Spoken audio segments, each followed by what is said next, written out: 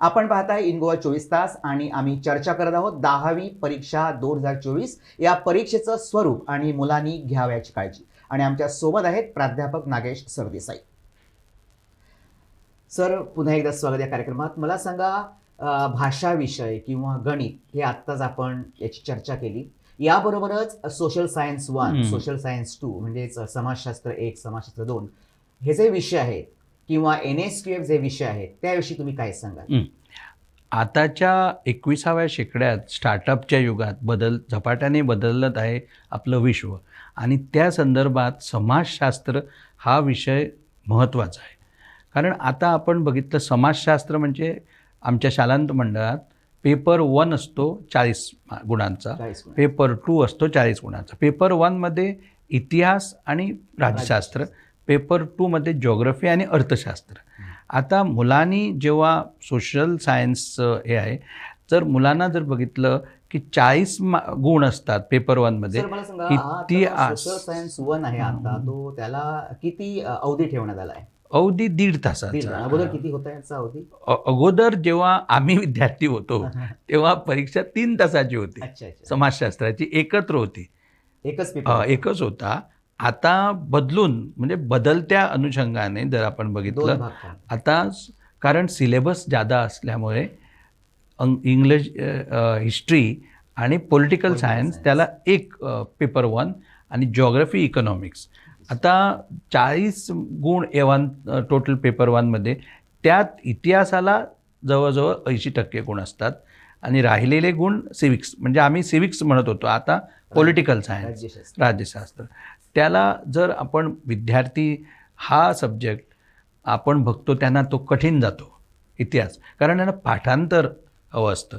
आता पाठांतराची गोष्ट काय, आता जर मी उदाहरण द्यायचं झालं तर एक धडा असला छत्रपती शिवाजी महाराज ह्याच्यावर धडा जर असला, आता तो कसा करायचा? छत्रपती शिवाजी महाराजांचं जीवन आणि कार्य, शिवाजी महाराजांच्या जीवन आणि कार्यावर इतिहासामध्ये जर आपण इतिहासाचे चांगले विद्यार्थी, मार्क मिळण्यापुरतेच नाही, शिकण्यासाठी जर चांगले विद्यार्थी व्हायला हवे आहे तर क्रोनॉलॉजी करायला पाहिजे इतिहासामध्ये, आणि ती लिहून काढायला पाहिजे. आणि जर क्रोनॉलॉजी केली तर पाठांतर म्हणजे भोकमपट्टी करायची गरज नाही मुलांना. त्याचप्रमाणे भूगोलसारखा विषय जो असतो, तो जेव्हा अध्यापिका वर्गामध्ये येते ती ग्लोब घेऊन येते, ग्लोब ट्रॉटर कसे, आणि ग्लोब घेऊन येते आणि मुलांना ॲटलस आणायला, नकाशा वाचन आणि त्याला मॅप रिडिंग. आता उदाहरणार्थ जर आपला देश घेतला, भारत देश, त्या भारत देशाची आर्थिक राजधानी कुठली, मुंबई, ती कुठे आहे? आपल्या भारत देशात त्रिवेणी संगम कुठे होतो? प्रयागराजमध्ये होतो. आपल्या भारत देशात नद्या किती आहेत? नद्यांचं संगम कुठे होतं? भारत देशात पाऊस कुठल्या जागेमध्ये सर्वात जास्त पडतो? असं वेगवेगळं स्वरूप. आणि भूगोल म्हणजे आपला भारत देश एक खंडप्राय देश आहे, सबकॉन्टिनेंट देश, आणि त्या देशाव्यतिरिक्त जगाची पण भूगोल त्यांना मुलांना शिकवतात. जागतिक असतं, म्हणजे प्रतिशत कमी असते. त्याचप्रमाणे पॉलिटिकल सायन्स, जे उदाहरणार्थ आपण जर एक टॉपिक घेतला, डेमोक्रेसी, लोकशाही पद्धतीने समजून घ्यायची गरज असते. म्हणजे ते ॲब्स्ट्रॅक्ट कन्सेप्ट असतात, म्हणजे लॅबोरेटरीमध्ये टेस्ट करायला आपल्याला मिळत नाही पॉलिटिकल सायन्सचे कन्सेप्ट.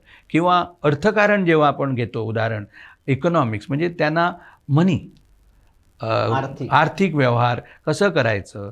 आता आपण बघतो शालेय प्राथमिक स्तरावर आपल्या गोव्यामध्ये पण आपण बघतो की बाजार डे म्हणून करतात प्राथमिक स्तरावर, म्हणजे मुलांना एक व्यावहारिक ज्ञान प्राप्त होण्यासाठी ते त्यांच्या अंगीकारणी गुण करायचं प्रयत्न करतात. त्या दृष्टिकोनाने हे 4ही विषय जे होऊना गुण कमी त्यांना, पण त्यांचं महत्त्व आहे. त्या व्यतिरिक्त एक महत्त्वाचा विषय जो केंद्र सरकारने national skill qualification framework, national skill, त्या मिनिस्ट्री ऑफ एज्युकेशन भारत सरकारच्या अनुषंगाने प्रत्येक राज्यामध्ये समग्र शिक्षा असं एक यंत्रणा तयार केली आहे. आणि त्या यंत्रणेच्या अंतर्गत जवळजवळ 12 ते 15 सब्जेक्ट्स, म्हणजे मुलांना logistic, retail, plumbing, agriculture, floriculture, apparel, beauty असे आपल्या आवडीचे विषय. म्हणजे पहिली ही स्कीम गोव्यामध्ये फक्त सरकारी शाळामध्ये राबविण्यात आली होती.